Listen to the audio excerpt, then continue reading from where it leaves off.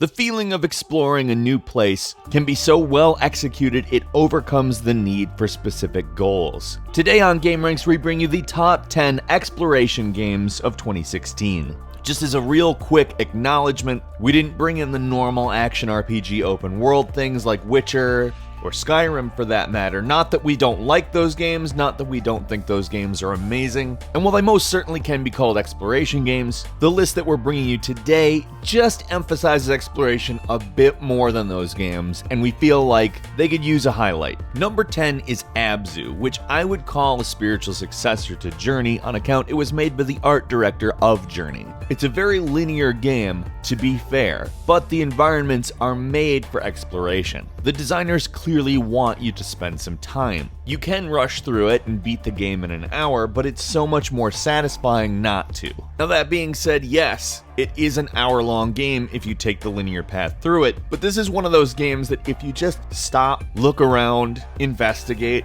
that's kind of the point. The game is beautiful, I mean seriously beautiful. It is every bit an heir to Journey's throne. Actually does have a very nice story, but I think probably the best aspect of it, and this is saying a lot, is the music. Wow. As far as the actual canon experience goes, being an hour long makes the $20 price tag a little bit high, but I found it worth it.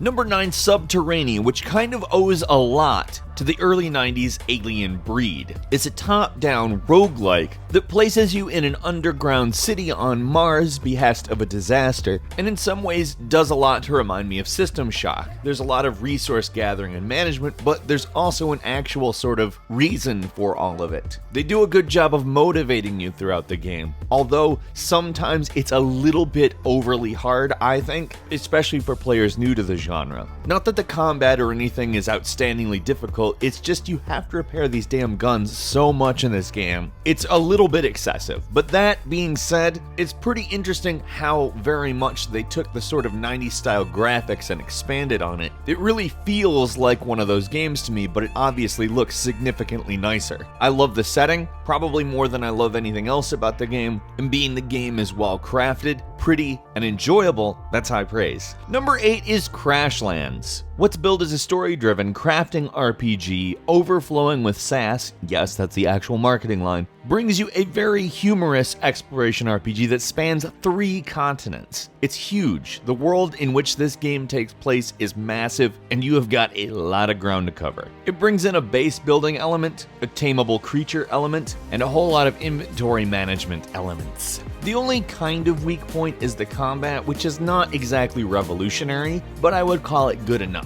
Sometimes the balance is kind of weird, but beyond that, the game really shines in pretty much every situation other than combat. Combat can get a bit grindy, but in all honesty, that's a small price to pay for such a well-made game. Number 7 is Overfall, which is a game of diplomacy and exploration. This is one of the more interesting games on account it's never the same twice. The idea is to continually learn the histories of various lost souls. You also recruit them. It comes off as a little bit of a roguelike, but it's not a really massively deep dungeon crawly game or anything like that. It's more of a turn-based, see the world type experience. In theory, you could probably play this game forever. It's very replayable and the world is randomly generated. It doesn't ever get too heavy, but when it plays at the more interesting aspects of it, including the mundane type things, the elements of diplomacy and the less action-oriented segments, this is a unique game. Number 6, the Solus Project, which is a single-player exploration adventure that incorporates some survival elements as well. Something I'll have to say is that this kind of reminds me, as far as look-wise goes, of No Man's Sky, but it is nothing like No Man's Sky. Remember, this is a list of the best exploration games. They do a great job with creating a world that sort of emanates a familiarity, but also an alienation that makes it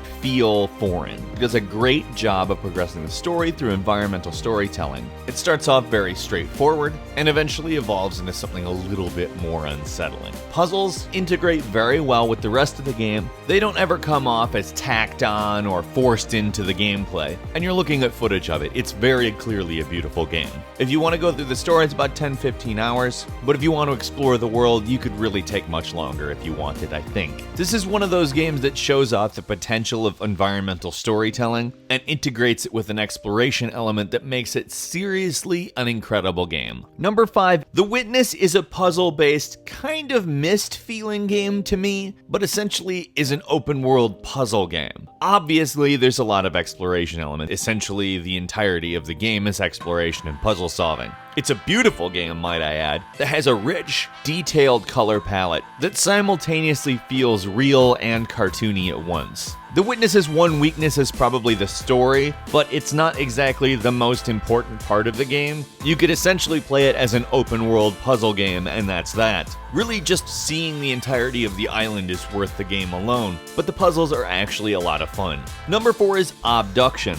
And where The Witness is kind of like Myst, Obduction is the actual definite spiritual successor to Myst, made by the people who originally made Myst. This retains a much more mysterious feel than The Witness does, that makes you feel very much like it is a Myst game, or Riven for that matter. The other thing that's quite nice about this compared to Myst is that the exploration is a little bit less linear. If you're not really that familiar with Myst, I would also recommend this to fans of the Talos principle, as kind of really that type of a game. And it also shows you that the original developers of Myst, Cyan, are really kind of the forebearers of this genre. Number 3, The Curious Expedition is a game that kind of comes off as a take on a retro expedition style game that has today's resources. Certainly attempts at this type of a game have been done throughout the years, but this is kind of the one that's finally done it, in my opinion at least. The exploration elements, the various personalities you get to interact with, the graphics, the battles, really it all kind of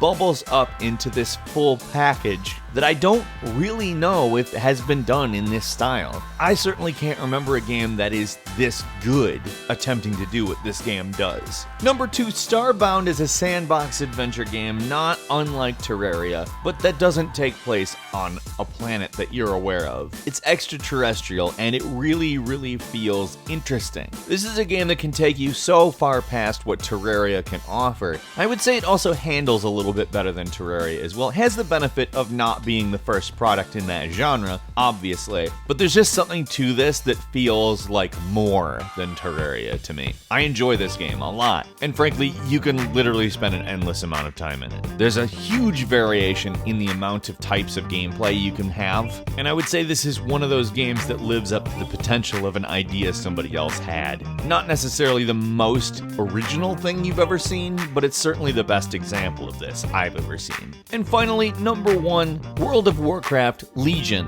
which is an expansion that essentially overhauls World of Warcraft. It reworks so many of the different classes, upgrades the graphics, and adds several new zones that sort of rework some of the best ideas from previous expansions. I wouldn't call them derivative, but you can tell they continually learn when they make new expansions. The story is really enjoyable, okay? Probably more enjoyable than any other World of Warcraft story, in my opinion. This is probably the best expansion of it. Maybe the one small gripe that I have is that a lot of the quests are just fetch quests, but in all honesty, everything else kind of comes together to sort of make that, I would say, irrelevant. What's your favorite exploration game of the year? Let's hear that in the comments, along with anything else you might want to add about these games. If you enjoyed this video, please click like, and if you're not subscribed, now's a great time to do so. We upload brand new videos every single day. The best way to see them first is a subscription. As always, we thank you very much for watching this video. I'm Falcon, you can follow me on Twitter, and we'll see you next time, right here on gameranx.